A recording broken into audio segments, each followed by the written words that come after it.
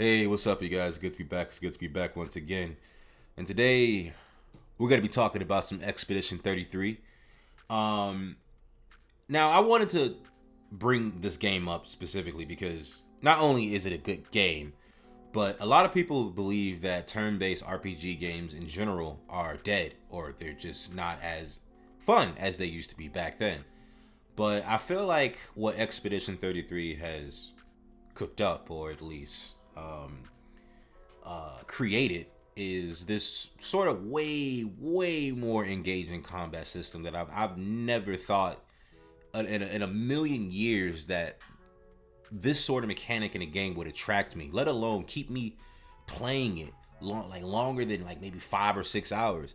I have about 23, no, I'm at like 26 hours playing Expedition 33. I'm level 71. But I beat the game at around 15 hours, which is crazy. So that explains why the game is $50. But I feel like if games that are, adopting the style of turn-based combat, I think that they should really take a look at what Expedition 33 has to offer if they haven't already. Because I've always said this when I would watch people play any turn-based game, like my brother, for example. He'd play Final Fantasy, Star Ocean, Eternal Sonata, and a whole bunch of other turn-based RPG games that I can't say off the top of my dome. And I'd just be like, man, like, we just gotta sit here and take these hits. We can't do anything about it. We just gotta like let them do it. Whereas here with Expedition 33, you're able to do something about it every single time. Every single time. You're able to jump. You're able to parry. You're able to dodge. It's those main three things that make me pay attention to the battle way more than if it were just you waiting your turn.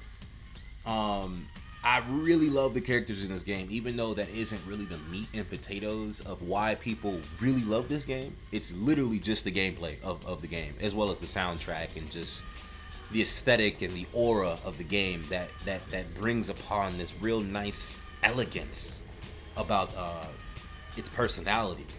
I'm not gonna say anything too crazy in terms of the story because I don't want to spoil anything. I basically really wanted to cover like my sort of final conclusive thoughts upon the game and my final score as well. If I were to give this game a nice score, I would give this game a solid 9.5 out of 10. 9.5 out of 10. And I know coming from me, that's actually saying a lot because I don't play turn-based games. And I'm giving it a 9.5 because I feel like they actually remembered what it meant to be a game. Like they didn't forget the identity as to which it being just, this is still a video game at the end of the day. We need to make it fun. We need to make it engaging. We need to make sure that the intention is locked in, and we aren't going to focus too much on the details in terms of like the world looking super duper real. The point is fun, role playing, take advantage, let's get it. And that's what I love about Expedition 33, man. Obviously, I think that my favorite character, that actually wouldn't be obvious for you guys, but for me, obviously I would choose Monako. Monako. He's more so he's not super serious, but he has like a sort of a goofy side that I really resonate with on a daily.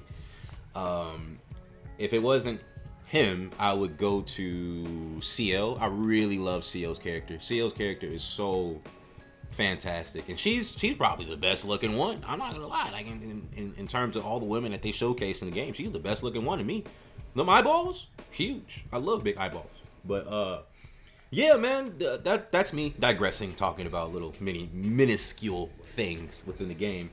But even after you beat this game, a lot of content is an understatement. I choked my words for 5 seconds right there because, like, once I beat the game, I realized how many areas I just didn't go to, and I'm not trying to get all the achievements because that's another thing too.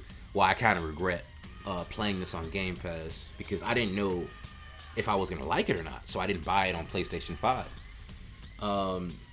But had I did buy it on PS5, I would have gone for the platinum.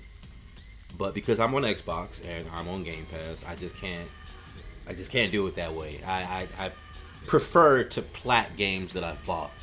But looking at all the enemies and the bosses and all these different sections in the game that I'm coming across, this game really feels like it's never ending. I'm not gonna lie to you guys, and maybe it's because I'm still relatively, early in the hours, because I've seen some gameplay of people like reaching the billions in terms of doing damage. And I'm not even exaggerating. A literal billion in damage, bro. You doing it to them.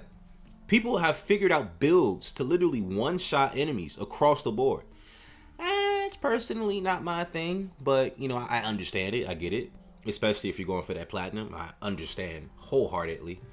But if I'm just kind of playing through the game and, doing what I'm doing here, I'm just enjoying my time, killing time before Doom really comes out. But, yeah, man, I really think that you guys should give this game a try.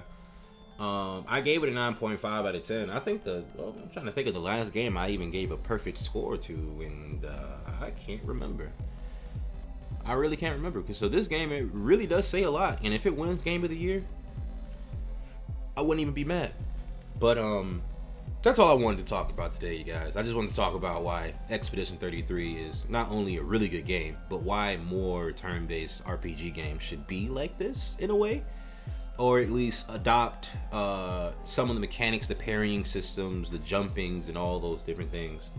They don't need to have them all, but at least some.